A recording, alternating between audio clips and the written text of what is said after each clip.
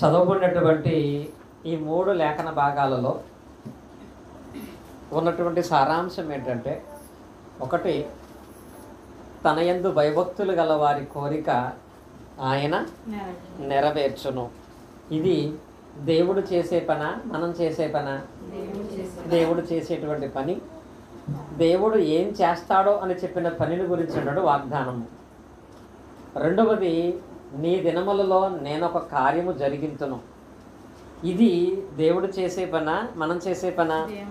ఇది కూడా దేవుడు చెప్పినటువంటి మాటే. నీ దినములలో అంటే నీవు జీవించి ఉండగా, నీవు నీ కుటుంబముతో ఉండగా నేను నీకు ఒక కార్యాన్ని జరిగిస్తాను. ఇప్పటి వరకు జరిగిన కార్యాలు మాత్రమే కాక మరొక కార్యమును జరిగిస్తాను అని దేవుడు చెప్పిన మాటగా నేర్చుకుంటాము. అలాగే మూడవది చాలాసార్లు చదువుకుంటాం, దేవుడు క్రీస్తు యేసునందు తన ఐశ్వర్యము చొప్పున మీ ప్రతి అవసరమును తీర్చును అనేటువంటి మాట. ఇది కూడా అపోస్తలుడు పౌలు గారు చెప్పిన మాటే. ఇది కూడా ఎవరు చేస్తారని? దేవుడే. దేవుడే మీ అవసరాలు తీరుస్తాడు, దేవుడే నూతనమైన కార్యాలు చేస్తాడు, దేవుడే మీ కోరికలను తీరుస్తాడు అనేటువంటి మాటలు. నిజంగా ఈ 3 లేఖనాలు, అలాగే చాలా వాక్యాలు నాగేశ్వరరావు గారి ఇంట్లో లాగా రాజారామ గారు కూడా చాలా చక్కగా ఒక ఫ్రేమ్ కట్టినట్టుగా వాక్యాలన్నీ కూడా చక్కగా సిద్ధం చేశారు. చాలా సంతోషం. ఫోటోలు ఫ్రేమ్ కడతారు, కానీ వాక్యాన్ని కూడా అంత అందంగా అలంకరించుకునే విషయంలో, ఎందుకంటే వాక్యము దేవుడు, వాక్యం ద్వారా దేవుడు మనతో మాట్లాడుతాడు. అలా మాట్లాడినటువంటి ఆ వాక్య భాగాలలో 3 నేర్చుకున్నాము. ఈ 3 కూడా దేవుడే చేస్తాడని పౌలు గారు, నేను చేస్తానని దేవుడు, తన యందు భయభక్తులు గల వారి విషయంలో ఆయన జరిగిస్తాడని కీర్తనాకారుడు తెలియపరిచారు. ఇలా తెలియపరిచినటువంటి ఈ 3 విషయాలలో దేవుడు చేసేటువంటి కార్యాలు మనం నేర్చుకున్నాము. కానీ ఈ సందర్భాన్ని బట్టి మనం నేర్చుకునేపోతున్న పాఠం ఏంటంటే, దేవుడు ఏం చేస్తాడో అనేది మనం నమ్మినట్లుగా మనం ఏం చెయ్యాలో అనే దాన్ని కూడా విశ్వాసం కలిగిన వాళ్ళంగా మనం చేస్తున్నామా లేదనేది కూడా ఆలోచించుకోవాలి అనేదాన్ని నేర్చుకుంటాం ఈరోజు. ఈ పాఠం ఏంటంటే, దేవుని వాక్యాన్ని లేక బైబిల్ని మనం కలిగి ఉన్నామా, ఎరిగి ఉన్నామా అనేటువంటి పాఠం ఈరోజు. 3 వాక్యాలు ఇంట్లో ఉన్నాయి. అంతకంటే శ్రేష్టమైనటువంటి వాక్య భాగమైన బైబిలు ఈ గృహంలో ఉంది. ఈ ఇంట్లో మాత్రమే కాకుండా ప్రతి ఒక్కరి ఇంట్లో కూడా ఈ రోజుల్లో ఏముంటుందంటే బైబిల్ ఉంటుంది. ఇంకా చెప్పాలంటే పూర్తిగా దేవుని నమ్మనటువంటి వాళ్ళు కూడా బైబిల్ అనే దాన్ని వాళ్ళ ఇంట్లో పెట్టుకుంటున్నారు. అన్యులైనటువంటి వాళ్ళు కూడా. ఒక ఆయన, నేను అన్ని గ్రంథాలు ఇంట్లో పెట్టుకుంటానని ఒక అన్యుడింటికి ప్రార్థన చేయడానికి వెళితే ఆయన చూపిస్తాడు, ఇదిగోండి మా ఇంట్లో కూడా బైబిల్ ఉంది అని. అంటే ఇంట్లో బైబిల్ పెట్టుకోవటంలో అలా ఉద్దేశం ఏంటి? బైబిల్ అనేది ఒక పరిశుద్ధ గ్రంథం అంటున్నారు. అలాంటి పరిశుద్ధమైన గ్రంథం అనేది ఇంట్లో మంచిది, ఇంట్లో ఉంటే మంచిది, ఆ గ్రంథం ఉంటే ఆశీర్వాదకరం అని కొంతమంది భావన. అంటే బైబిల్ని అందరూ కలిగి ఉన్నారు, కానీ బైబిల్ని కలిగి ఉన్నటువంటి వారు బైబిల్ని కూడా ఎరిగి ఉండాలా, కర్లదా? ఏం కలిగి ఉండాలి? బైబిల్ని కలిగిన వారు బైబిల్ని కూడా ఎరిగి ఉండాలండి. బైబిల్ అంటే వాక్యము. ఈ వాక్యము ఏమై ఉంది? యోహాను సువార్త 1:1 అందరికీ తెలుసు. ఏమంటాం మనం? ఆది యందు వాక్యం ఉండెను, వాక్యము దేవుని యొద్ద ఉండెను, వాక్యము దేవుడై ఉండెను. అంటే దీనిని మనము దేవుడిగా భావిస్తాం. అలాగే ఈ వాక్యానికి ఉన్నటువంటి పవరు మీ అందరికీ తెలుసు.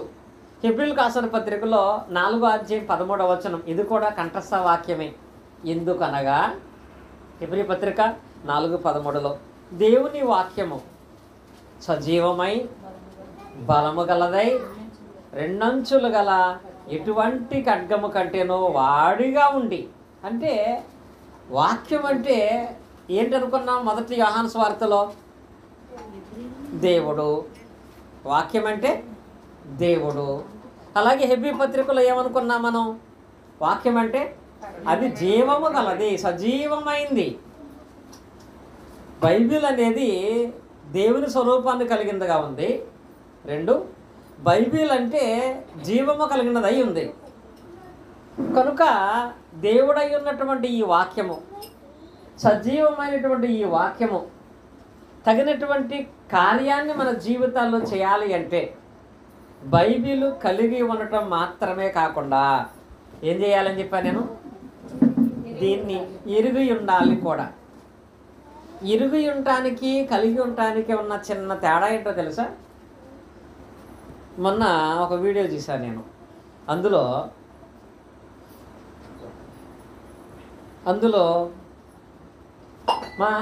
అంటే మీకు అర్థం చెప్తున్నాను. మా నాగేశ్వర గారు లాంటి ఒక ఆయన, ఇంకా కొంచెం చిన్న వయసే, చిన్న పిల్లోడిని, ఇంచుమించుగా మా అభిషేక్ అంత వయసు ఉన్న పిల్లోడిని మెల్ల మీద ఎక్కించుకున్నాడు. యువతల ఒక 15 కేజీల మూట సంకలో పెట్టుకున్నాడు. ఈ చేత్తో సైకిల్ నడిపించుకుంటూ వెళ్తున్నాడు. ఏం చేస్తున్నాడు? ఈ చేత్తో సైకిల్ నడిపించుకుంటూ వెళ్తున్నాడు. వెళుతుంటే రాజారాం గారు లాంటి ఒక ఆయన చూశాడు. ఆయన దగ్గర ఎండలో నడిచి వెళ్తున్నాడు. చెప్పులు కూడా లేవు. చెప్పులు లేక కాళ్ళు కాలిపోతున్నాయి. మెళ్ళ మీద పిల్లోడు ఉన్నాడు. ఈ చేతిలో మూట ఉంది, ఈ చేతిలో సైకిల్ ఉంది. నడిపించుకుంటూ వెళ్ళిపోతుంటే రాజారాం గారు లాంటి ఒక ఆయన వచ్చి ఏం చేశాడంటే ఆగమని అతను ఈ పక్కన ఉన్నటువంటి మూట తీసి వెనకాల క్యారేజీకి పెట్టాడు. మెళ్ళ మీద ఉన్న పిల్లోడిని ఎదర కడ్డీ మీద కూర్చోబెట్టి వెళ్ళమన్నాడు. ఇప్పుడు ఎలా వెళ్ళొచ్చు? అతను ఎలా వెళ్ళొచ్చు? చక్క సైకిల్ తొక్కుంటా వెళ్ళిపోవచ్చు కదా. ఆయన ఏం చేశాడో తెలుసా? మూట వెనకాల పెట్టిన తర్వాత పిల్లల్ని ఎదర కూర్చోబెట్టిన తర్వాత వంగి సైకిల్ భుజాన్ని వేసి వెళ్ళిపోతున్నాడు. అంటే రాజారాం గారు అయితే మరి సలహా ఇచ్చారనుకున్నాడు, కానీ దాన్ని అర్థం చేసుకోలేదు. ఇప్పుడు ఇతను సలహా ఇచ్చినా అది అతను పాటించినా ఏమాత్రం ప్రయోజనం ఉందా? కాళ్ళు కాలటం మానలేదు, బరువు తగ్గలేదు, ప్రయాణం సులువు అవ్వలేదు. అంటే అతను సైకిల్ కలిగి ఉన్నాడు కానీ, ఆలోచన చెప్పే వాళ్ళని కూడా కలిగి ఉన్నాడు కానీ, దాన్ని పూర్తిగా తెలుసుకోలేకపోయాడు. కాబట్టి ప్రయోజనం ఏమన్నా? అలాగే చాలామంది కూడా బైబిల్ కలిగి ఉంటున్నారు. బైబిల్ కలిగి ఉన్నా అతను సైకిల్ కలిగి ఉన్నాడు, అయినా కాళ్ళు కాలటం మానలేదు. సైకిల్ కలిగి ఉన్నాడు, అయినా బరువు దిగ్గలేదు. సైకిల్ కలిగి అయినా పిల్లోడిని మోస్తానే ఉన్నాడు. కారణం సైకిల్ ఉంది కానీ ఆ సైకిల్ ఎలా ఉపయోగించాలో తెలియలేదు. తద్వారా ప్రయోజనం ఏముంటుంది? అలాగే మన నివాసాల్లో కూడా ఎన్నో వాక్యాలు ఉన్నాయి, బైబిల్లో ఎన్నో వాక్యాలు ఉన్నాయి. కానీ బైబిల్ కలిగి ఉంటున్నారు కానీ చాలామంది దాన్ని ఎరిగినటువంటి వారుగా ఉండట్లేదు. అలా బైబిల్ని ఎరిగిన వారుగా ప్రవర్తించక కలిగిన వారుగా మాత్రమే ఉంటే ఎలాంటి దుస్థితి మనకు ఉంటుందంటే, చాలామందికి వాక్యం అర్థం కానప్పుడు వాళ్ళ ఆలోచనలు ఎలా ఉంటాయంటే, ఉదాహరణ చూడండి, మత్తయి సువార్త మనం చూసినట్లయితే, మత్తయి సువార్త మనం జ్ఞాపకం చేస్తున్న 14వ అధ్యాయంలో 28, 29, 30 వచనాలు. ఆ సందర్భం అందరికీ తెలుసు. అదేంటంటే యేసుక్రీస్తు వారు నీటి మీద నడుచుకుంటూ వచ్చినప్పుడు, సందర్భం తెలుసు కనుక నేను క్లుప్తంగా చెప్తాను. యేసుక్రీస్తు వారు నీటి మీద నడుచుకుంటూ వచ్చినప్పుడు, యేసుక్రీస్తులాగా నేను కూడా నీటి మీద నడుస్తాను అని చెప్పి నడిచింది ఎవరు? పేతురు కదా.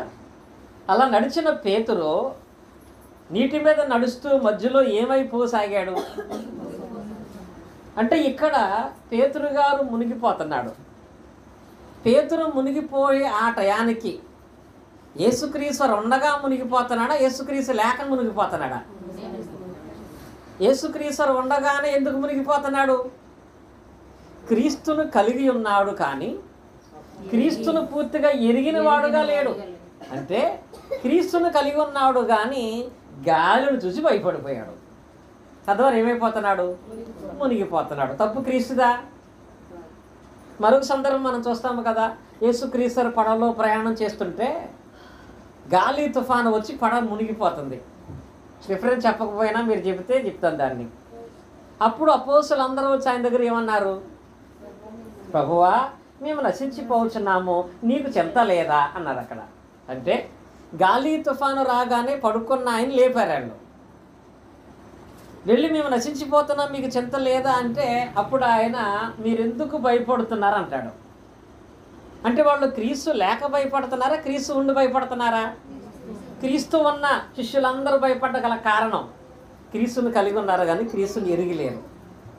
క్రీస్తు దాకా నిలబడిన పేతురు మునిగిపడగల కారణం క్రీస్తును కలిగి ఉన్నాడు కానీ క్రీస్తును ఎరిగినటువంటి వాడుగా లేడు. అలా ఎరగనటువంటి వాళ్ళే ఇలాగూ ప్రవర్తిస్తూ ఉంటారు. ఎలాగా? పేతురుకులాగా ప్రతి దాంట్లోనూ చిక్కుకుపోతారు. అపోస్తులకు ప్రతి దానికి భయపడిపోతూ ఉంటారు. అయ్యో ఎలాంటి సంఘటన ఎందుకు జరిగిందో, ఎలాంటి ప్రమాదం ఎందుకు జరిగిందో, ఎలాంటి నష్టం నాకు ఎందుకు జరిగిందని కృమ్మిపోయి అన్యులుగా ఆలోచించే ప్రయత్నాలు చేసి ఇంకా భ్రష్టత్వంలోకి వెళ్ళిపోతారు. ఇంకా భ్రష్టత్వమైన పరిస్థితుల్లోకి, ప్రమాదంలోకి వెళ్ళి ప్రమాదం ఉంటుంది. ఒక సంఘటన జరిగింది నిన్న. ఆ ఫోన్ వింటుంటే నాకు చాలా బాధ వేసింది. ఒక అన్యురాలు ఆవిడ వాళ్ళ అమ్మగారు ప్రార్థనకి వెళ్తే ఆవిడ వెళ్ళదు. మన నందమూరి దగ్గర 40 రోజుల క్రితం యాక్సిడెంట్ అయింది. ఎవ్వరూ కొద్దలేదు. ఆటోలో 10 మంది వెళ్తుంటే ఆటో ఎదర్ టైర్ ఇరిగిపోయి ఆటో స్పీడ్లో 3 పల్టీలు వేసి ఆమె దేహం అంతా ఈ పక్కటెముకలు 3 ఇరిగిపోయినాయి. కడుపులో ఉన్నటువంటి పేగులన్నీ కలిసిపోయినాయి. చెయ్యి ఒకటి ఇరిగిపోయింది. తలకు చాలా బలమైన గాయం జరిగింది. చచ్చిపోద్ది అనుకున్నారు. కూలి పనికి వెళ్ళారు. ఏం చేస్తారో తెలియక ఆమెను తీసుకెళ్ళి ఎయిమ్స్ హాస్పిటల్ ఉంటుంది మనకి, సెంట్రల్ గవర్నమెంట్ హాస్పిటల్లో పెడితే వాళ్ళు చాలా ఛాలెంజ్గా తీసుకొని 4 ఆపరేషన్లు చేశారు. ఆవిడకి 2 కోటి ఇక్కడ ఆపరేషన్ చేశారు, కడుపులో ఆపరేషన్ చేశారు, చేతికి ఆపరేషన్ చేశారు, తలకు ఆపరేషన్ చేశారు. 40 రోజుల తర్వాత నిన్న ఇంటికి తీసుకొస్తున్నారు. వాళ్ళు అన్నారంట తీసుకెళ్ళేటప్పుడు జాగ్రత్తగా తీసుకొని నీకు ఇబ్బంది లేదు కానీ తర్వాత చెకప్ రండి, వెళ్ళేటప్పుడు కొంచెం అంబులెన్స్ వెళ్తే బాగుంటుంది, సేఫ్టీగా ఉంటుందని. అంబులెన్స్ నుంచి వాళ్ళు వస్తుంటే నిన్న నందమూరికి 10 కిలోమీటర్లు వెళ్ళిపోతారనగా అంబులెన్స్ వెళ్తుంది. అంబులెన్స్ వెనకాల ఒక కారు వస్తుంది. ఆ కారుని ఎవడో గుద్దితే ఈ కారు వచ్చి అంబులెన్స్ని గుద్ది, అంబులెన్స్ వెళ్ళి ఎదర కారుని గుద్ది, ఆ ఎదర కారు వెళ్ళి ఎదర బండిని గుద్దిందట. ఈ అంబులెన్స్ ఎదర కారుని గుద్దగానే ఆ ఎదర కారుడు పక్కనే బాగున్న బండిని గుద్దితే ఆ బండి మీద ఉన్న ఆయన పాటలో చనిపోయాడు. ఈ అంబులెన్స్ ఎదర వెనకాల కూడా బాగా నలిగిపోయింది. కానీ ఆమె మాత్రం ఏం అవ్వలేదండి. అందరు అన్నారంట నిన్ను మరణం వెంటాడుతుంది, చావు తప్పదు, కాబట్టి నువ్వు దీనికి ఏదైనా శాంతి చేస్తే బాగుంటుందని. అక్కడ సేవకుడు నాకు ఫోన్ చేశాడు. ఎలా అంటున్నారు ఏంటని. మరణము వెంటాడుతుందని నమ్మితే నిజంగానే వెంటాడుతుంది, మరణము తప్పించడని నమ్మితే నిజంగా దేవుడు తప్పిస్తాడు. అక్కడ వెంటాడుతుందా తప్పించాడా? అంటే ఒకే సంఘటనలో 2 ఆలోచనలు. నన్ను మరణం ఏదో చావేదో వెంటాడేస్తుందని కనుక లోక సంబంధంగా ఆలోచన చేస్తే ఇంకా ఎక్కువనే ప్రమాదంలో ఉంటాం. దేవుడు నన్ను తప్పించడానికి విశ్వాసం కలిగి ఉంటే దేవుడు నిజంగా తప్పించాడు అక్కడండి. ఇంక మరలా ఇంకొకసారి అయితే ఆ మనిషి విషయాలు ఏం చేయలేని పరిస్థితి.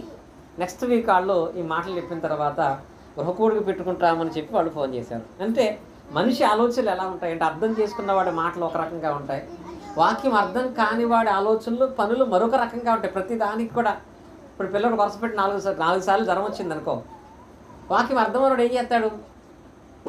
లోక సంబంధంగా ఏదో ఒక ప్రయత్నం ఒక అన్యుడిగా ఆలోచన చేసి చేస్తాడు. అది దేవుని వాక్యం విరిగిన వాడైతే నా దేవునికి అసాధ్యమైనది ఏది లేదని నమ్ముతాడు.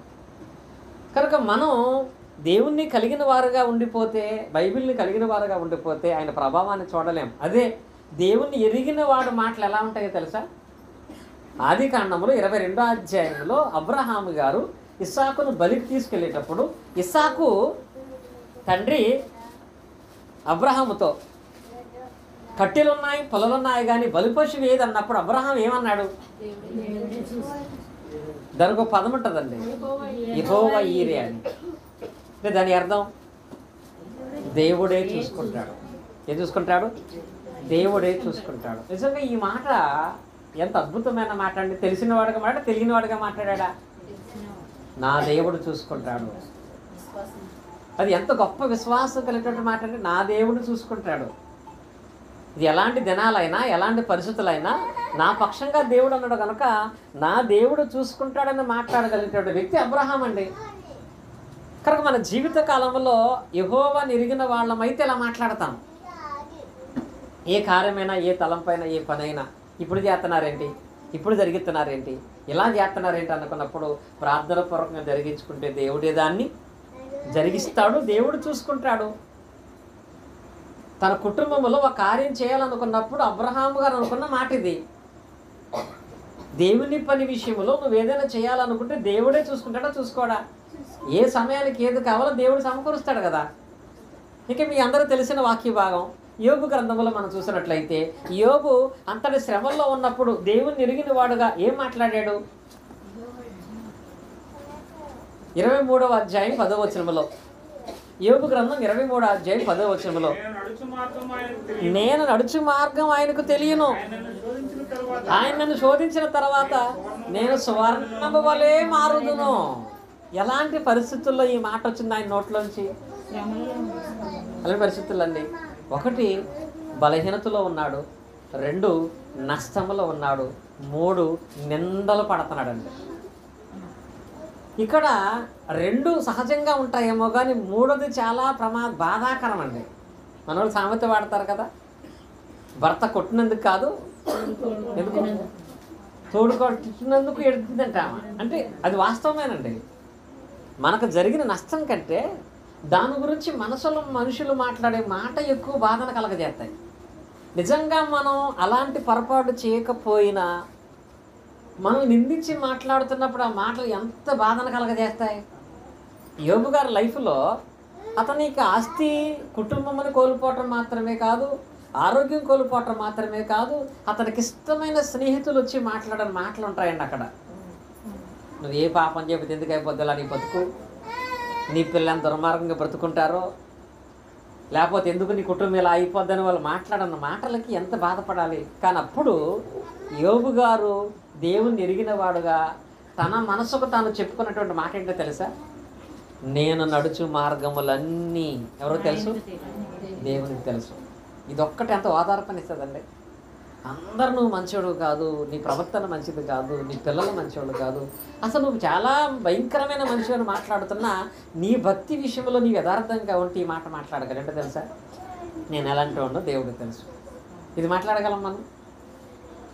నేను ఎలాంటి వాడినో దేవుడికి తెలుసు. 1 నేను ఇప్పుడు శోధింపడినా మరలా నేను సువర్ణంగా మాట్లాడతాను అంటే ఇది తెలిసి మాట్లాడతా తెలియక మాట్లాడుతున్నాడా? దేవుని ఎరిగిన వ్యక్తిగా యోబు మాట్లాడేటువంటి మాట అతని విషయంలో అంత అద్భుతాన్ని చూపించగలిగింది. మరి మనలో అలాంటి మాటలు రావాలి. ఎలాంటివి? అబ్రహాము లాంటి మాటలు రావాలి, యోబు లాంటి మాటలు. ఎలాంటి మాటలు రాకూడదు? పేతురుకులాగా, అపోస్తలులాగా కలిగి ఉన్నను లేని వాళ్ళగా భయపడే దుస్థితి అనేది మనకి ఎప్పుడూ కూడా రాకూడదు. అలా రాకూడదంటే వాక్యాన్ని కలిగి ఉండటం మాత్రమే కాకుండా, దీన్ని ఎరిగి ఉండటం మాత్రమే కాకుండా, దీన్ని సంపూర్ణంగా కూడా ఎరిగి ఉండాలి. మీరు అనుకోవచ్చు నాకు వాక్యం కూడా తెలుసని, కానీ తెలుసుకోవటంలో కూడా సంపూర్ణంగా తెలిసి ఉండాలి. కొందరు వాక్యం నేర్చుకునే విషయంలో, వాక్యం అర్థం చేసుకునే విషయంలో నేర్చుకుంటున్నారు, ఎరిగి ఉంటున్నారు, కానీ పూర్తిగా ఎరిగిన వాళ్ళగా ఉండట్లేదు. పూర్తిగా ఎరిగిన వారుగా ఉండకపోవటాన్ని బట్టి వచ్చే నష్టం అనేది ఎలా ఉంటుందో తెలుసా? చిన్న ఎగ్జాంపుల్ జ్ఞాపకం చేస్తున్నాను నేను. ఆ మనుషుల స్థితి అనేది ఎలా ఉంటుందంటే, ఉదాహరణకి నేను మా రాజారాం గారి బండి తీసుకుని సెంటర్కి వెళ్ళాను. ఆ బండి తోటమే సరిగా నాకు రాదు, అయినా బండి వేసుకుని వెళ్ళాను నేను. మా జ్యోతి వద్దు అంటున్నా వెళ్ళాను. ఎదరికి వెళ్ళిపోయిన తర్వాత ఇరుకుపాడులో చిన్న యాక్సిడెంట్ అయింది. మా రిషి పరిగెత్తుకొచ్చి, మమ్మీ రాజారామ గారు బండి వేసుకుని డాడీ వెళ్ళాడు, హెడ్ పగిలిపోయింది అన్నాడు. ఏం పగిలిపోయింది? హెడ్ పగిలిపోయింది అన్నాడు. వీడు మాట్లాడి చెప్పిన దాంట్లో హెడ్ లైట్ పగిలిపోయింది చెప్పాలి. ఏం చెప్పాలి? హెడ్ లైట్ పగిలిపోయింది చెప్పాలి. ఆడు చెప్పాడు ఏమని? రాజారాం గారు బండి డాడీ వేసుకెళ్ళి హెడ్ లైట్ పగిలిపోయిందని చెప్పాడు. ఏమి హెడ్ మాత్రం ఎంత లైట్ ఎనలా ఏం చేస్తుంది? అప్పుడు ఏం చేస్తుంది? ఏడుస్తుంది. వాస్తవం అక్కడ ఏడాల్సింది ఎవరు ఏడవాలి? రాజారాం గారు ఏడవాలి. ఏమెందుకు ఏడుతుంది? సగమే ఇంటాన్ని బట్టి హెడ్ పగిలిపోయింది, హెడ్ లైట్ పగిలిపోయిందా? ఇప్పుడు ఆయన చెప్పింది పూర్తిగా వినకపోతే అవసరం లేకపోయినా ఏడుతుంది దేవుడి, అవునా కదా? అలాగే చాలామంది దేవుని వాక్య విషయంలో దేవుడు చెప్పే మాటలు సగమే విని అంతవరకే నిరీక్షిస్తున్నారు. అదే నిరీక్షిస్తూ ఇంకా నాకు దేవుడు కార్యాలు చేయట్లేదు అనే ఆలోచన కలిగిన వాళ్ళగా ఉంటున్నారు. అలాంటి వాటిలో ఇంకా ఆ అవగాహన పూర్తిగా లేనటువంటి సంఘటనల్లో మనము నిరంతరము చేసేటువంటి 5 పనులు ఉన్నాయి. వాటిలో మనం ఎరిగినవి, సంపూర్ణంగా ఎరగవలసినవి ఏమిటంటే, ఇప్పుడు ఉదాహరణకి ప్రార్థన చేస్తున్నాం. ప్రార్థన చేసే ప్రతి ఒక్కరూ కూడా ఎరుగున్నటువంటి మాట ఏంటి? యాకోబు రాసిన పత్రికలో మనం చదువుకుంటాము. యాకోబు రాసిన పత్రిక 5వ అధ్యాయము 15వ వచనం చూడండి. విశ్వాససహితమైన ప్రార్థన రోగిని స్వస్థపరచును. ఈ మాట అందరికీ తెలుసు కదా, అందుకే ప్రార్థన చేసేది. మనం ప్రార్థన చేసే ప్రతి ఒక్కడు కూడా దీన్ని ఎరిగిన వాడుగా ఉండి ప్రార్థన చేస్తాడు. అది శారీరకమైన బలహీనత అయినా, ఆత్మీయమైన బలహీనతమైనా, అది ఏ సమస్య అయినా మనం నమ్మేది ఏంటి? బైబిల్లో ఉన్నటువంటి ఆ వాక్యాన్ని బట్టి విశ్వాసము కలిగి ప్రార్థన చేస్తే, విశ్వాసహితమైన ప్రార్థన రోగిని స్వస్థపరచును. ఇది తెలుసు, ఇది నిజమే, దీన్ని నమ్మిన వాళ్ళగా మనం ఉంటున్నాం. కానీ ఇలా అవసరము కొరకు విశ్వాసంగా ప్రార్థన చేసేవాడు తెలుసుకోవలసింది ఇంకొకటి ఉంది. అది తెలియకుండా ఇది మాత్రమే ఎరిగిన వాళ్ళమై ఉంటే మన ప్రార్థన ఇప్పటికీ వృధా అయిపోద్ది. అదేంటో తెలుసా? యోహాను సువార్త 9వ అధ్యాయము 31వ వచనం. యోహాను సువార్త 9వ అధ్యాయం 31వ వచనం. దేవుడు పాపుల మనవి ఆలకింపడని ఎరుగుదుము. ఎవడైనను దైవభక్తుడయ్యుండి ఆయన చిత్తము చెప్పున జరిగించిన ఎడల ఆయన వారి మొర వింటాడు. ఇప్పుడు ఫస్ట్ వచనములో మనకు కలిగి ఉన్న నిరీక్షణ ఏంటి? విశ్వాసం కలిగి ఎవరు ప్రార్థన చేసినా దేవుడు వింటాడు. ఇది తెలుసు కనుక అందరం కూడా విశ్వాసం కలిగిన వాళ్ళగా ప్రార్థన చేస్తున్నాము. కానీ మన వెంటేంటి? ప్రార్థనే కదా. కానీ ప్రార్థన చేసేవాడు ఏది కూడా తెలుసుకుని, ఏది కూడా సరి చేసుకుని ప్రార్థన చేయాలి. ఎవరో ప్రార్థన దేవుడు వినడం అక్కడ? దేవుడు పాపుల మనవి ఆలకింపడని ఎరుగుదుము. విశ్వాసంగా ప్రార్థన చేస్తే దేవుడు అంటాడు. కానీ పాప చేస్తే వింటాడా? మనం ఏమనుకుంటున్నాం? విశ్వాసం కలిగి ప్రార్థన చేస్తున్నాం, విశ్వాసం కలిగి ప్రార్థన చేస్తున్నాము అనుకుంటున్నాము తప్ప ఆ ప్రార్థన చేసే వ్యక్తిలో పాపం ఉంచుకొని ఎంత విశ్వాసంగా ప్రార్థన చేసినా దేవుడు వినడు. ఇది కూడా ఎరగాలి కదా. ఏమంటున్నాడు? దేవుడు పాపుల మనవి ఆలకింపడని ఎరుగుతున్నాం. అతడు ఎలా ఉండాలి? అతడు యథార్థవంతుడై ఏం జరిగిస్తే ఆయన చిత్తము చొప్పున జరిగించిన అప్పుడు ఆలకిస్తాడు. ఇది సంపూర్ణమైన ప్రార్థన యొక్క స్థితి. అడిగితే దేవుడు వింటాడు. కానీ అడిగే వ్యక్తి ఏమై ఉండాలి? పాపము లేనివాడై ఉండాలి, పాపమును విడిచిపెట్టిన వాడై ఉండాలి, పరిశుద్ధుడుగా ప్రార్థన చేయాలి. అంటే ఇప్పుడు నేనేమడిగినా దేవుడు నాకు ఇస్తాడు అనే ఆలోచన ఉన్న మనకి, నాలో పాపముంచి అడిగితే దేవుడు నాకు ఎవడనేది కూడా తెలియాలి. అప్పుడు ప్రార్థన చేసే వ్యక్తి ముందు ఏం చేస్తాడు? తనలో ఉన్న పాపాన్ని దేవుని దగ్గర ఒప్పుకొని, బాప్తిసం పొందకపోతే పాప క్షమాపణ కొరకు బాప్తిసాన్ని పొంది, బాప్తిసం పొందినవాడుగా పొరపాటు చేస్తే ముందు ఆ పాప విషయమే పశ్చాత్తాపడి మారు మనసు పొంది అప్పుడు దేవుణ్ణి అడుగుతాడు. ఇది పూర్తిగా దేవుని వాక్యం విన్నటువంటి వారి యొక్క ఆలోచన. నీవు ప్రార్థన చేయటానికి నిలబడితే నీ మనస్సాక్షిని అడుగు. నీవు పరిశుద్ధుడిగానే ప్రార్థన చేస్తున్నావా? నీలో పరిశుద్ధత లేదు. నువ్వు ఎంతసేపు ప్రార్థన చేసినా దేవుడు ఎలా ఉంటాడు? చాలామంది ప్రార్థన చేస్తున్నాం అంటారు. కానీ వారి కోసం దేవుడు ఏం చేస్తాడని చూసే మనం ఏం చేయాలని దేవుడు కోరుకున్నాడు దాన్ని కూడా పరీక్షించుకున్నటువంటి వారికి ఏం చేయాలి? ప్రార్థన చేసేవారు అయి ఉండాలి. ఇది ప్రార్థన చేసేటప్పుడు మన మనస్సాక్షి విషయంలో చూసుకోవాల్సింది. మనుషులకు విరోధంగా ఉండి దుర్భాషలు మాట్లాడటం మానకుండా, ఇంకా కొన్ని వ్యసనాలు మార్చుకోకుండా, ఇంకా లోక సంబంధమైన వ్యక్తిగా బ్రతుకుతూ ప్రార్థనా మందిరం కనపడగానే ప్రార్థన చేసుకుంటున్నామంటే నీవు నిజంగా దేవుని వాక్యం ఎరిగిన వాడుగా లేవండి. ప్రార్థన చేయాలనేటువంటి మాట గుర్తొచ్చినప్పుడు మనిషికి వణుకొస్తుంది తెలుసా? నేను దేవునితో మాట్లాడుతున్నాను. నేను ఈరోజు ఈ వారం ఎలాంటి పనులు చేసి ఈరోజు ప్రార్థన చేస్తున్నాను, నేను పొద్దునుంచి ఎలాంటి మాటలు మాట్లాడి ఈరోజు దేవుడా అని అడుగుతున్నాను నేను అనే పశ్చాత్తాపం మీలో కనపడుద్ది. అది నీలో మార్పునిస్తుంది. అప్పుడు దేవుడు మనం వింటాడు. లేదు యాకోబు పత్రికలో ఉంది కదా, విశ్వాస ప్రార్థన రోగులు స్వస్థపరుస్తుందని యాకోబు పత్రిక మాత్రమే గుర్తుంటే మార్పు రాదండి. అలాగని సమాధానం కూడా రాదు. యాకోబు పత్రికతో పాటు యోహాను సువార్త కూడా జ్ఞాపకం ఉండాలి నీకు. అప్పుడు కదా దేవుడు సంపూర్ణ సమాధానం ఇచ్చేది. అలాగే మనము పాటలు పాడేటప్పుడు కూడా, పాటలు పాడేటువంటి పాటల్లో కూడా ఎంతో ఉత్సాహంగా ఆనందంగా మనం పాటలు పాడుతూ ఉంటాం. ఈ పాటలు పాడేటప్పుడు మనం అనుకునేది ఏంటి? కీర్తనల గ్రంథం చూసినట్లయితే మనం చదువుకుంటాము చాలా సందర్భాల్లో. కీర్తన గ్రంథంలో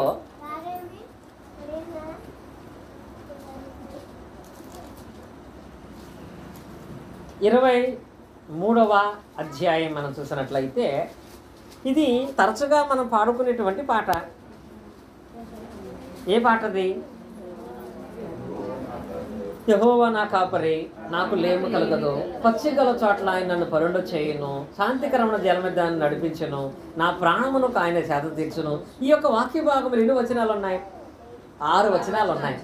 దీన్ని చాలాసార్లు వివరించాను. ఈ 6 పాటలు, ఈ 6 చరణాలు ఇవి. పల్లవేమో మొదటిది యెహోవా నా కాపరి అనేది పల్లవ అయితే దీనికి ఎన్ని చరణాలు ఉన్నాయి? 6 చరణాలు ఉన్నాయి. ఈ 6 చరణాలలో కూడా మనం ఊహించుకునేటువంటిది ఏంటి? ఒకటి, పచ్చిక గల చోట్ల ఆయన నన్ను పరుండ చేస్తాడు, అంటే సంపూర్ణమైన ఆహారం దేవుడు నాకు ఇస్తాడు. రెండవది, ఆయన నా ప్రాణాన్ని సేద తీరుస్తాడు. మూడవది, ఆయన నేను ఎక్కడ తిరిగినా నాకు రక్షణ కలగ చేస్తాడు. నాలుగవది, నేను ఎక్కడ ప్రయత్నం చేసినా దాంట్లో నాకు విజయాన్ని. అంటే ఇవన్నీ కూడా పాటలో ఉన్నాయి. దావీదు గారు కీర్తనగా రాశాడు. ఈ పాటను పాడుకునే మనం కూడా అదే విశ్వాసతను కలిగిన వాళ్ళగా ఉండి పాటలు పాడుతున్నాం. కీర్తనలు పాడుటను బట్టి కూడా గొప్ప మేలుందండి. అసలు దావీదు గారు అలా ఆశీర్వాదం పొందటంలో గల కారణాల్లో ముఖ్య కారణం ఏంటి? కీర్తనలే. కనుక పాటలు పాడటం వల్ల దేవుని నామం మహిమపరచబడుతుంది, దేవుని ఆశీర్వాదం పొందుకుంటాం మనం. శ్రమల్లో ఉన్న పౌలు గారి కీర్తనలు పాడాడు. ఏమైంది? చెరసాల తలుపులే తెరవబడని. అంత గొప్పతనం, అంత ప్రత్యేకత కీర్తనలు పాడటానికి ఉంది కాబట్టి ఎక్కువ శాతం ప్రార్థన కంటే ఎక్కువగా పాటలు పాడుతూ ఉంటారు చాలామంది. ఇంకా ఎక్కువ విశ్వాసం కలిగినటువంటి వాళ్ళు కూడా వాళ్ళు పని చేసుకునేటప్పుడు కూడా పాటలు పాడుకుంటూ ఉంటారు. నిజమే, దేవుని నిరంతరము స్తుతించడం అనేది గొప్ప ధన్యతే. కానీ అలా పాటలు పాడే వ్యక్తి పాటలు పాడటం వల్ల దేవుని ఆశీర్వాదం పొందుకుంటాము, దేవుడు మహిమపరచబడతాడని 23వ కీర్తన ప్రకారంగా పాటలు పాడుతున్న మనకి మత్తయి సువార్త 15వ అధ్యాయం 9వ వచనంలో కూడా పాటలు పాడేటప్పుడు జ్ఞాపకం రావాలి. మత్తయి సువార్త 15వ అధ్యాయం 9వ వచనం కూడా మనం పాటలు పాడుతున్నప్పుడు మనకు జ్ఞాపకం రావాలండి. చూడండి, ఇక్కడ అంటాడు 7వ వచనంలో, వేషధారులారా అంటాడు ఇక్కడ. అంటే పాటలు పాడేటప్పుడు దేవుడు పాటలు వింటాడా? పాటలు పాడే వ్యక్తిని కూడా చూస్తాడా? ఏం చేస్తాడండి? ఒక మాట ఉంటుందండి, దేవుడు మనకి కళ్ళు ఇచ్చాడు కదా.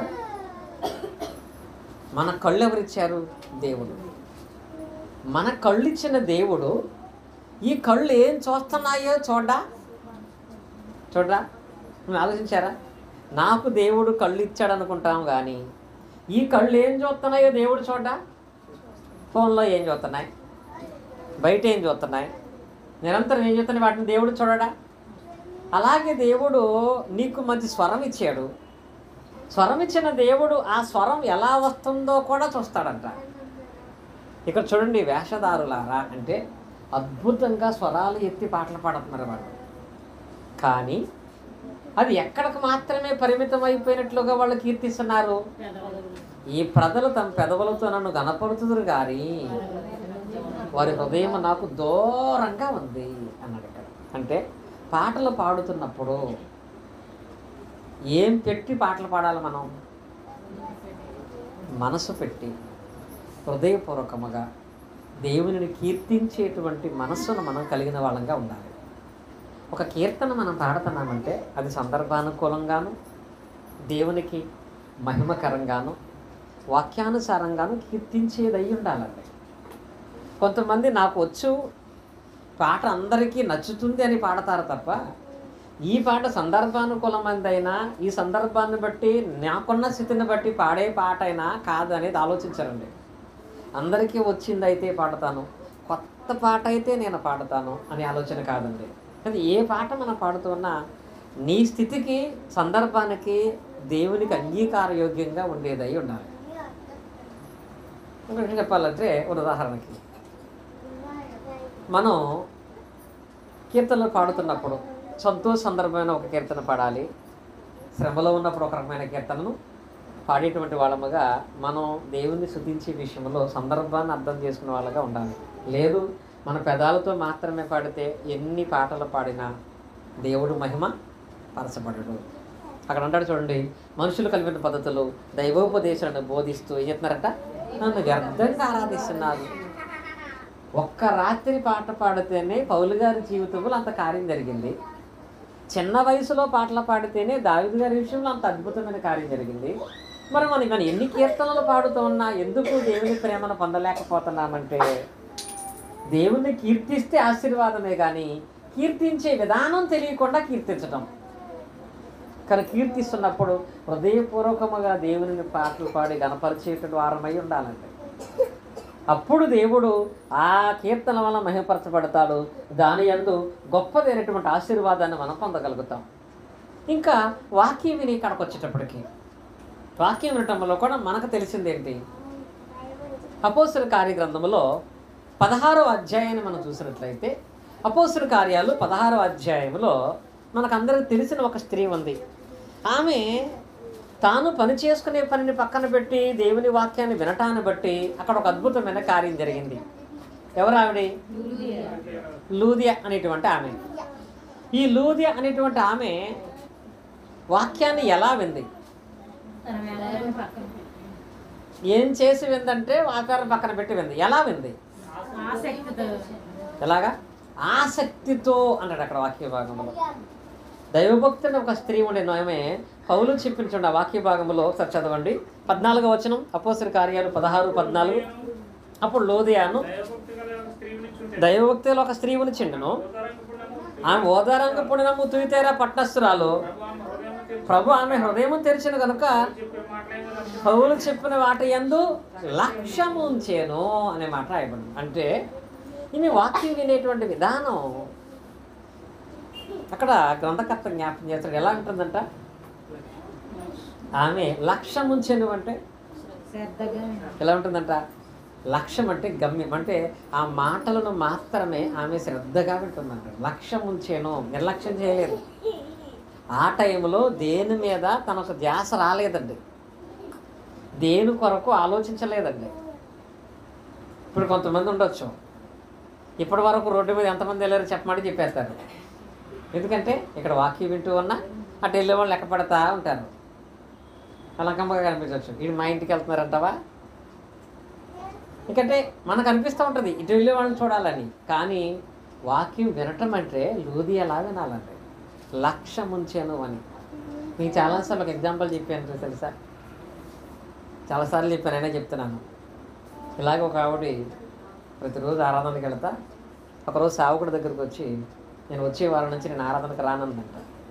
ఎందుకనంటే, ఎందుకు మీ దగ్గరికి వచ్చే వాళ్ళు ఎవ్వరూ వాక్యం వింటలేదు, ఏం చేస్తున్నారు, పిల్లలు మాట్లాడుకుంటున్నారు, పెద్ద పిల్లలతో ఆడుకుంటున్నారు, కొంతమంది ఫోన్లో గేమ్ ఆడుకుంటున్నారు, ఒక్కొక్కరు ఊడిసి ఆడుకుంటున్నారు. ఇలా అంటున్నప్పుడు ఆయన ఏం చెప్పాడు గుర్తుందా, నువ్వు మానేసింది కానీ ఒక గ్లాసు నిండా ఫుల్గా నీళ్ళు ఇచ్చి ఈ గ్లాస్ పట్టుకొని మందిరం చుట్టూ తిరిగిరా, ఒక్క చొక్క కూడా పడకుండా. అలా రాగలిగితే నువ్వు రేపటి నుంచి మందిరానికి మానేయటం వల్ల ఎలాంటి సమస్య లేదని. మందిరం అయిపోగానే మొదలెట్టింది. అందరూ మళ్ళీ అక్కడే కూర్చొని మాట్లాడుకుంటున్నారు. ఈ గ్లాస్తో చుట్టూ తిరిగి వచ్చింది. వచ్చాక అడిగాడు ఆయన ఏమని, అమ్మ నువ్వు చుట్టూ తిరుగుతున్నప్పుడు చాలామంది ఉన్నారు కదా, ఎవరెవరే మాట్లాడుకున్నారని. అప్పుడు ఏమంది ఆమె, అలా అందరూ మాట్లాడుకుంటున్నారు, నాకేడ తెలుస్తుంది, నా ధ్యాస అంతా ఎక్కడ ఉంది, గ్లాస్ మీద చొక్క పడిపోద్దేమని భయం, దీని మీద ధ్యాస పెట్టి అదంతా ఎక్కడైనా పడుద్ది. అలాగే దేవుని వాక్యము అలా వినాలండి. లూది అలా విందండి, ఊరికనే దేవుడు ఆ హృదయాన్ని తెరవలేదండి. పౌలు చెప్పిన మాటలేంది లక్ష్యం ఉంచెను అంటే ఏకాగ్రత ఒకే దృష్టిని కలిగి ఉంటుందిగా. ఆ నోటి నుంచి ఏ మాటలు వస్తాయి ఆ మాటలు వినటానికి ఆసక్తి కలిగిన స్త్రీగా ఉందండి. అలా ఆసక్తిగా వింటే ఒక్కసారి రిఫరెన్స్ చెప్పగానే రాసేసుకోవచ్చు. ఒకసారి రిఫరెన్స్ చెప్పగానే మనం రాసేస్తాం దాని గురించి. అలా మన మనసు ఎప్పుడైతే వాక్యం మీద కేంద్రీకృతం చేయబడగలుగుతామో అప్పుడు మనం దేవుని వాక్యమందు పరిపూర్ణమైన శక్తిని సామర్థ్యాన్ని పొందగలిగేటువంటి వాళ్ళగా ఉంటాము. లేనట్లయితే మీకు తెలిసిన సందర్భంలోనే యేసుక్రీస్తు వారు వాక్యం వినే వాళ్ళని 4 రకాలుగా పోల్చాడు మత్తయి సువార్తలో. ఒకటి, ఫస్ట్ వాక్యం వినేటువంటి వాడు ఏ నేలతో పోల్చాడు? ఫస్ట్ అన్నా నేను. అంటే ఇప్పుడు ఎంత ఆసక్తిగా వినవచ్చు మీరు వాక్యాన్ని. ఫస్ట్ ఎక్కడ పండి? ఫస్ట్ విత్తనాలు ఎక్కడ పండి? రాజారాం గారు రాతి నేలను పండి అన్నారు. ఇంకెవరు చెప్తారు? మండల పొదల్లో అంటున్నారు. ఇంకా పక్కన అంటున్నారు. ఫస్ట్ మంచి నేలను అన్నారు. అంటే అన్నీ పడిపోతే నా మీద పడైతే నేను ఇప్పుడు సెట్ చేసుకోవాలంటున్నాను ఏది ఎక్కడని. అంతేనా? అంటే లక్ష్యం ఉంచిన వాళ్ళమైతే దానికి ఎలా సాన్సర్ ఇవ్వగలుగుతాం తెలియదా మనకి? దేవుడు, నేను మన క్లాసులో జ్ఞాపకం చేశాను, ఫస్ట్ క్లాసులో వాళ్ళకి రాజుపాలెంలో రాసుకునే వాళ్ళకే నోట్స్ దేవుడు ఇచ్చినట్లుగా రాసుకునే వాళ్ళే కాదండి, నోట్స్ రాయని వాడికి కూడా దేవుడు నోట్స్ ఇచ్చాడు. ఏంటో తెలుసా?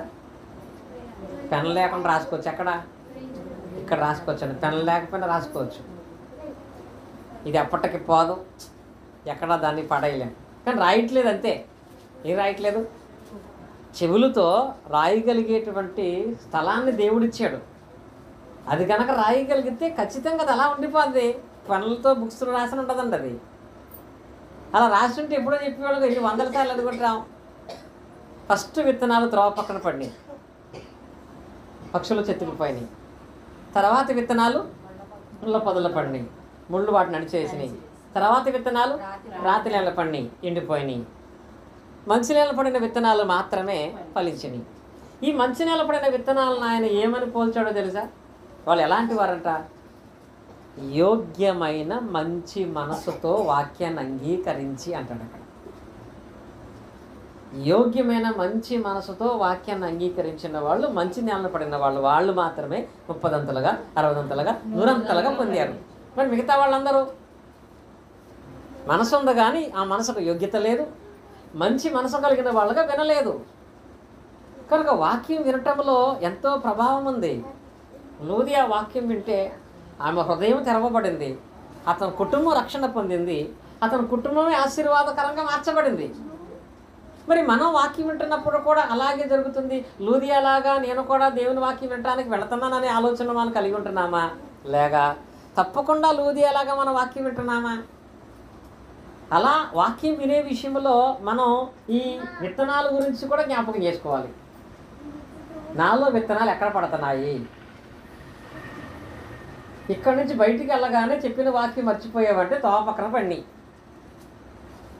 ఈ వాక్యం వెళ్ళిన తర్వాత కూడా రేపు పొద్దున ఏదైనా నీకు చిన్న ఇబ్బంది కలగగానే నీకు అవిశ్వాసం వచ్చేసిందంటే నీవు ఎందులో పడ్డావు? ముళ్ళ పొదల్లో పడ్డావు. సమస్య వచ్చినప్పుడు తొలగిపోతున్నావు అంటే రాత్రి నెల పడినట్టే. మంచి నెలలు పడిన వాడు మాత్రమే స్థిరంగా ఉంటాడు. వాడిలోనే ఆ వాక్యం సజీవమైంది గాను, బలమైంది గాను, నిష్కలంకమైనది గాను ఉంచబడి తన కార్యాలు చూపించగలుగుతుంది. అంటే సంపూర్ణంగా తెలుసుకునేటువంటి విధానంలో మనం చూస్తున్నాము. ఇంకా ఆదివారం చేసే 4వ పని ఏంటి? మనం ఆరాధనలో ఏం చేస్తాం? రొట్టె ద్రాక్షారం తీసుకుంటాము కదా. దీని యందు దాన్ని తీసుకునే ప్రతి ఒక్కరి యొక్క దేవుని మీద నిరీక్షణ ఏంటంటే, యోహాను సువార్త చూడండి. యోహాను సువార్త మనం చూసినట్లయితే 6వ అధ్యాయము 53వ వచనము. యోహాను సువార్త 6వ అధ్యాయం 53వ వచనం. కావున యేసు ఇట్లా నేను మీరు మనుష్య కుమారుని శరీరము తిని ఆయన రక్తము తాగితేనే కానీ మీలో మీరు జీవము గలవారు కారు. తర్వాత నా శరీరము తిని నా రక్తము తాగువాడే నిత్య జీవము గలవాడు, అంచె దినమున నేను వానిని లేపుదును. ఇది గొప్పదైనటువంటి వాగ్దానం. ఒక క్రైస్తవుడికి దేవుడిచ్చేటువంటి ఆశీర్వాదాలలో అత్యంత విలువైన ఆశీర్వాదం ఇదండి. ఇది శాశ్వతమైన ఆశీర్వాదం. ఈ ఆశీర్వాదం ఇల్లు కంటే గొప్పది, ఉద్యోగం కంటే గొప్పది, ఐశ్వర్యం కంటే గొప్పది. ఎందుకో తెలుసా? ఎప్పటికైనా ఇవి మనం వదిలిపెట్టి వెళ్ళిపోతాయి, లేక మనం వాటిని వదిలిపెట్టి వెళ్ళిపోతాం. కానీ ఇప్పుడు చదివింది ఉందే, అది ఎంత గొప్పదో తెలుసా? ఏ జీవాన్ని ఎత్తాయంట? ఈ నా శరీరము తిని నా రక్తము త్రాగేవాడు నిత్య జీవము గలవాడు. నిత్య జీవం ఇస్తాడు దేవుడు. నువ్వు రొట్టె తీసుకుంటున్నావంటే ఆ నిత్య తీసుకునేటువంటి భాగములు నిత్య జీవం దేవుడు ఇస్తున్నాడు. రాక్షస క్రమలు జీవిస్తున్నాడు. ఎవరైతే నా శరీరముతో నా రక్తము తాగుతాడో వాడు నిత్య జీవము గలవాడు. ఎవడైతే ప్రతి ఆదివారం రొట్టె దాసం తీసుకుంటాడో దేవుడు వాడిని ఏం చేస్తాడట? అంచె దినమని నేను వానిని. అంటే వాడికి ఏముంటుంది? పునరుద్ధానం ఉంటుంది, పరలోకం ఉంటుంది. అందుకే ప్రతి ఆదివారము తప్పక మనము రొట్టె ద్రాక్షాసం తీసుకుంటాం. ఎందుకంటే రొట్టెలో మల్టీవిటమిన్ ట్యాబ్లెట్లు ఏమి ఉండవు, ద్రాక్ష రసముల్లో ఐరన్ సంబంధించింది ఏది ఉండదు. అయినా తప్పక ప్రతి ఆదివారం ఎందుకు తీసుకుంటున్నాం మనం? దాని వలన శారీరక బలం కాదు, దాని వలన ఆత్మ బలము, ఆత్మరక్షణ, నిత్య జీవం వస్తుంది. కాబట్టి ఆ మనసుతో దానివల్ల అది ప్రయోజనం మనకుందని దాన్ని తీసుకునేటువంటి వారు, దాన్ని తీసుకునే ఆలోచనతో ఈ విశ్వాసం కలిగిన వారు, దాని విషయంలో పాటించవలసిన ఇంకొక నియమం కూడా ఉందండి. అది దేవుడు చేసేది. అది చేసేటువంటి ఆ కార్యం నెరవేర్చబడాలంటే దాన్ని తీసుకునేవాడు తీసుకోవాల్సిన జాగ్రత్త ఇంకొకటి ఏంటి? ప్రతి వారం చదువుతారు సోదరు నాగేశ్వరరావు గారు. కొరింథీయులకు రాసిన పత్రిక మనం చూసినట్లయితే మొదటి పత్రిక 11వ అధ్యాయము 28-29 చదవండి. కొరింథీయులకు రాసిన మొదటి పత్రిక 11వ అధ్యాయం. చూడండి, కాబట్టి ప్రతి మనుష్యుడు తన్ను తాను పరీక్షించుకొనవలెను, అలాగు చేసి ఆ రొట్టెని తిని ఆ పాత్రలోను తాగవలెను. ప్రభువు శరీరమని వివేచింపక తిని త్రాగు ప్రతివాడును తన శిక్షావిధి కలుగుటకై తిని త్రాగుచున్నాడు. ఇక్కడ వార్నింగ్ అండి. ఇందు నిమిత్తం మీలో అనేకులు రోగి. ఇక్కడ వార్నింగ్ ఏంటి? దాన్ని తీసుకునేవాడు అందులో నాకు నిత్య జీవం ఉందని, అందులో పునరుద్ధానం ఉందని నమ్మి తీసుకోవటం కరెక్టే. కానీ దాంతోపాటు ఏం చేయాలంట? తన్ను తాను పరీక్షించుకోవాలి. ఇది మెయిన్. ఇది ఎవరు చేసే పని? నిత్య జీవం ఇచ్చేది దేవుడు, పునరుద్ధానం కలగజేసేది దేవుడు. కానీ నిన్ను నీవు పరీక్షించుకొని తీసుకోవాలంట. అది పరీక్షించుకొని తీసుకోవాలంటే ఎంత నిబద్ధతను కలిగినటువంటి వాళ్ళంగా దాన్ని పాటించాలో తెలుసా? రొట్టె తీసుకునేటప్పుడు మన ఆలోచనలు, మన యొక్క విశ్వాసము, మన దృష్టి మన మీదే ఉండాలండి. అది తీసుకుంటున్నప్పుడు మనం చేసినటువంటి అపరాధాలు మనకి జ్ఞాపకాలు పరీక్షించుకొని దాన్ని తీసుకోవాలండి. ఇది చాలా బాధాకరమైన విషయం. సరణమ్మ గారి అమ్మగారి గురించి చెప్పాలంటే ప్రార్థన కూడా చేశాము. పొయ్యి అంటించి అది ఆరిపోయింది అనుకుని వదిలేసింది. మధ్యాహ్నం ఇంకా పొయ్యి మండుతుంది కదా, దాన్ని ఆర్పాలని వాళ్ళ అల్లుడు గారు కదండి, ఆయన అబ్బాయి వెంకటరావు గారు, పెయింటర్ ఆయన, వెంకటరమణ గారు పెయింటర్ ఆయన. ఆయన టెండర్ పట్టుకెళ్ళి బాటిల్ అక్కడ పెడితే, టెండర్ కూడా తెలుసుగా నీళ్ళు అని ఉంటుంది, అవి నీళ్ళే అనుకుని పొయ్యి ఆర్పటానికి చేతిలో పోసుకుని ఆ టెండర్ పట్టుకెళ్ళి పొయ్యిలో వేసింది. అది చెయ్యి అంతవరకు కాలిపోయింది. చేసిన చిన్న పొరపాటు, తాను తీసుకున్నటువంటివి ఏంటో చూసుకోకపోవడం, దాన్ని బట్టి చెయ్యే కాలిపోయిందండి. రొట్టె ద్రాక్ష అంతకంటే పవర్ఫుల్ అండి, తెలుసు మీకు. దాన్ని తీసుకునేటప్పుడు మరీ పరీక్షించుకోవాలి. పరీక్షించి యోగ్యమైన మంచి మనసుతో దాన్ని తీసుకోవాలి. అందులో ఏంటంటే తెలుసా? ఒకటి, నువ్వు బాప్తిసం పొందిన వాడుగా ఉండాలి. ఏముండాలి? బాప్తిసం పొంది పాపక్షమాపణ పొందినవాడుగా ఉండాలి. 2, నీ సహోదరులందరితో ఏముండాలి? సమాధానం కలిగి ఉండాలి. ఈ 2 టెస్టులు చేసుకున్నప్పుడు అది తీసుకోవాలి. లేకపోతే అది అంతకంటే ప్రమాదకరం. కానీ మనం తీసుకునే విషయంలో మన నమ్మకం ఏంటి? అందులో నిత్యజీవం ఉంది, అది తీసుకుంటే మనం పరలోకం వెళతాము, క్రీస్తు మన పునరుద్ధానాన్ని జ్ఞాపకం చేసుకుంటున్నాము అని ఇక్కడ వరకు దాని ద్వారా మనకి ఏం జరుగుతుందో నేర్చుకుంటున్నాము. కానీ మనం దాని విషయంలో ఏం చేయాలి అనే దాన్ని ఆలోచించకపోవటం ఏంటంటే అది సంపూర్ణంగా నేర్చుకోకపోవటం. కనుక వాక్యాన్ని ఎరిగిన మనం సంపూర్ణంగా ఎరిగినటువంటి వారు కానీ దాని ఎందుకు కొనసాగే వాళ్ళగా మనం ఉంటేనే కదా మన ఇంట్లో ఉన్న వాక్యాలైనా బైబిల్లో ఉన్న వాక్యాలు నెరవేర్చబడేది. ఇంకా చివరికి ఒక మాట చెప్తాను నేను. చివరికి మనం చేసే పని ఆదివారం కానుకల విషయంలో దేవునికి ఇచ్చే ప్రతి ఒక్కరి యొక్క ఆలోచన లేకపోతే వారి యొక్క కోరిక ఏంటో తెలుసా? మనం దేవుని దగ్గరికి పట్టుకొచ్చి దేవునికి కానుకలు ఇస్తున్నామంటే దాని యందు మన ఉద్దేశం ఏంటి? డబ్బులు పట్టుకెళ్ళి కాళ్ళ ఎందుకు పడేయట్లేదు మీరు? కాళ్ళ డబ్బులు ఎందుకు ఇవ్వం మనం? కనీసం ఇంట్లో ఉన్నటువంటి వచ్చినటువంటి ఊరికినే కూడా 5 రూపాయలు ఎందుకు మనకి ఇవ్వం? ఎవరికి మనం ఎందుకు కాళ్ళ ఎందుకు పడేయమంటే అందులో పడేసి తిరిగి రావాలి. కానీ వాక్యం దగ్గర మాత్రమే మనం ఎన్ని ఇబ్బందులు కలిగినటువంటి వాళ్ళంగా మనం ఉన్నా. రెగ్యులర్గా నా దగ్గర ఒక ఆయన వాక్యం నేర్చుకుంటూ ఉంటాడు. ఆయన కుటుంబ పరిస్థితిని బట్టి ఆయన నాకు అంటే ఆయన చేసి చిన్న ఉద్యోగమే, ఆయనకు వచ్చే జీతం 10,000 మాత్రమే. కానీ వాక్యం నేర్చుకుంటూ ఆయన ప్రతి నెల 1000 రూపాయలు పంపుతూ ఉంటాడు. ఆయన కూడా రికార్డు వింటూ ఉంటాడు కూడా. నాగేశ్వర గారు ఆయన పేరు, పరిసే నాగేశ్వర గారు అని. ఆయనది సత్తుపల్లి దగ్గర. వాళ్ళ ఇంటికి మేము వెళ్ళాం చాలాసార్లు. వాళ్ళ భార్య చనిపోయే పరిస్థితుల్లో కూడా దేవుడు బతికించాడు. ఆయన ఒకటే అంటాడు, ఆ మాట అనకూడదు కానీ, రాజ్కుమార్ మీరు ప్రార్థన చేస్తే ఏదైనా జరుగుతుంది నమ్మకం అంటాడు. నేను చేస్తే కాదు, దేవుడు అంగీకరిస్తే జరుగుతుంది. ఆయన నవంబర్ నెలలో ఆ ఒక నెల ఆయన పంపలేదు. సరే ఆయనకే సమస్య ఉంది, ఇబ్బంది ఉందేమో నేను మాట్లాడలేదు. నెక్స్ట్ మంత్ డిసెంబర్ నెల కొన్ని కార్యక్రమాలు చేసుకోవాలి, ఇంట్లో ఏదో జరిగించాలి. దానికి ఏం చేశాడంటే, బ్రదర్ మీకు 2,000 పంపించానన్నాడు. ఎందుకు 2,000 పంపించాను? పోయినసారి మీకు తెలుసు కదా, మచిలీపట్నంలో మా అమ్మగారు చనిపోయారు, ఆ కార్యక్రమం మేము వెళ్ళాము, దాన్ని జరిగించడానికి బట్టి చేయలేకపోయాము, ఇప్పుడు నేను 2,000 పంపిస్తున్నాను అన్నాడు. ఎందుకు 2,000 పంపిస్తున్నాను? ఈ పరిస్థితుల్లో వెళ్ళకపోయాను కాబట్టి నేను బాకీ ఇవ్వను అన్నాడు. నాకెందుకు మీరు బాకీ? నేను మీకు బాకీ లేని ఎవరికి బాకీ ఉన్నాను? దేవునికి బాకీ ఇవ్వను అన్నాడు. మరి ఇప్పుడే ఎందుకు ఇంకా సమస్య ఉన్నారు కదంటే, నేను వేరే చోట తీసుకుని పంపిస్తున్నానని అన్నాడు. వేరే చోట ఏం తీసుకున్నారంటే, ఆల్రెడీ మా అమ్మగారి కార్యక్రమానికి 16,000 రూపాయలు నేను ఆ 16,000 అలాగే ఇస్తున్నాను, ఇంకో 2,000 వేసి 18,000 తీసుకున్నాను, దేవుడు నాకు ఇస్తాడన్నాడు. ఆయన వస్తాడు మన దగ్గర జూన్లో. ఆయన ఉద్యోగం పోయేది, అది ఇచ్చిన నెక్స్ట్ మంత్ నాకు ఫోన్ చేసాడు. ఏమన్నా తెలుసా?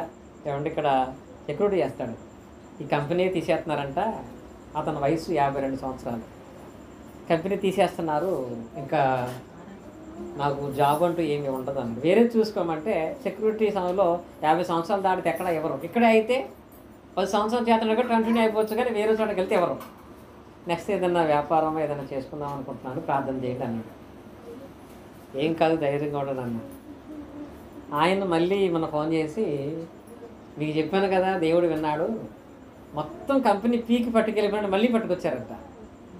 పట్టుకొచ్చి నాగేశ్వరుడికి ఏ ఇబ్బంది లేదు, ఇంకా ఇక్కడే ఉంచుతున్నాము, అక్కడ కొన్ని సమస్యలు వచ్చినాయి అన్నారు. అంటే నేనేదో కల్పించి చెప్పేది కాదు, ఆయన వచ్చినప్పుడు కూడా మాట్లాడతాడు. అంటే ఇక్కడ ఆయన ఉద్దేశం ఏంటి, మన ఉద్దేశం ఏంటి? మలాకి గ్రంథం చూసినట్లయితే మనం చదువుకుంటాము, మనందరి యొక్క ఉద్దేశం ఏంటనగా, మలాకి గ్రంథంలో 3వ అధ్యాయము 10వ వచనం చూడండి. నా మందిరములో ఆహారం ఉన్నట్లు 10వ భాగం అంతయు మీరు నా దీనిలో తీసుకురండి. దీన్ని చేసి మీరు నన్ను శోధించడలా నేను ఆకాశ వాకడ విప్పి పట్టదానితో విస్తారమైన దీవెనలు కుమ్మరిస్తాను. ఇది కదా మనం నమ్మేది. కాళ్ళ ఎందుకు పడేయట్లేదు, మందిరాలు ఎందుకు పట్టుకొస్తున్నాం మనం? ఎందుకు తెలుసా? మనం ఆయన బాగా ఆయనకి ఇస్తే ఆకాశ వాకడ విప్పి విస్తారమైన దీవెనలు ఇస్తాడు అని. ఇది ఆయన చేసేది. మనం ఎప్పుడైతే దేవునికి ఇస్తున్నామో దేవుడు ఆకాశ వాకడ విప్పి విస్తారమైన దీవెనలు కుమ్మరిస్తాడనేది మన యొక్క ఉద్దేశం, మన ఆలోచన, మన నమ్మకం. ఇది కరెక్టే, విస్తారమైన దీవెనలు దేవుడు ఇస్తాడు మనం దేవునికి ఇస్తే అని. కానీ ఇది మాత్రమే సంపూర్ణం కాదు. దేవునికి ఇచ్చే ప్రతి ఒక్కరు కూడా, కొరింథీ రాసిన పత్రిక చూసినట్లయితే 2వ పత్రిక 9వ అధ్యాయము 7వ వచనం చూడండి. కొరింథీయులకు రెండో పత్రిక 9వ అధ్యాయం 7వ వచనం. సణుగు కొనకయు బలవంతముగా కాకయు ప్రతి వాడును తన హృదయంలో నిశ్చయించుకున్న కొలది ఇవ్వవలెను. దేవుడు ఉత్సాహం ఇచ్చి వారిని ప్రేమిస్తాడు. అంటే ఇప్పుడు ఇక్కడ నీవు ఇచ్చిన దానికి దేవుడు పట్టజాలనంత విస్తారమైన దీవెనలు ఇస్తాడు. ఎప్పుడు? ఒకటి, సణుక్కోకుండా, బలవంతంగా కాకుండా. ఇంకో మెయిన్ ఏంటో తెలుసు అక్కడ, హృదయములో నిశ్చయించుకున్న కొలది. ఏముండాలంటే అక్కడ హృదయములో నిశ్చయించుకున్న కొలది. నీవు నీ మనసులో ముందే తీర్మానం చేసుకొని ఉండాలంట. లెక్కలేసుకొని తీర్మానించుకొని, అలా తీర్మానించుకున్న దాన్ని బట్టి నువ్వు ఇవ్వగలగాలి. కొంతమంది ఆరాధనకి వెళ్ళొచ్చిన తర్వాత ఈరోజు దేవునికి నువ్వు ఎంత ఇచ్చావంటే వాళ్ళు చెప్పలేరు. ఎందుకో తెలుసా? చేతికి దొరికిందని ఇచ్చేసి వెళ్ళిపోయారు వాళ్ళు. ఇది నేను ఒక సేవకుడుగా చెప్పేది కాదు. దేవుడు మనకు ప్రతిఫలం ఇవ్వాలంటే నీ హృదయంలో నిశ్చయించుకునేది కొలది ఇచ్చేటువంటి ఆలోచన స్వభావాన్ని కలిగినటువంటి వాళ్ళగా ఉండాలి. చాలా సందర్భాల్లో అప్పుడప్పుడు ఇటువరకు మా జ్యోతి అడిగేది, దేవునికి నేను ఆరాధనకి వెళ్ళాలి కాబట్టి అని. నీవు దేవునికి ఎలా ఇద్దామనుకుంటున్నావు, ఏమి ఇద్దామనుకుంటున్నావు, పరిచయ విషయంలో నిశ్చయించుకోవాలి. ఇక్కడికి వచ్చిన తర్వాత సడన్గా ఒకరి మీద ఆధారపడి తీసుకోవటం కాదు, ఒకరి ఆలోచన బట్టి మనం ఇవ్వటం కాదు. ఎవరైనాను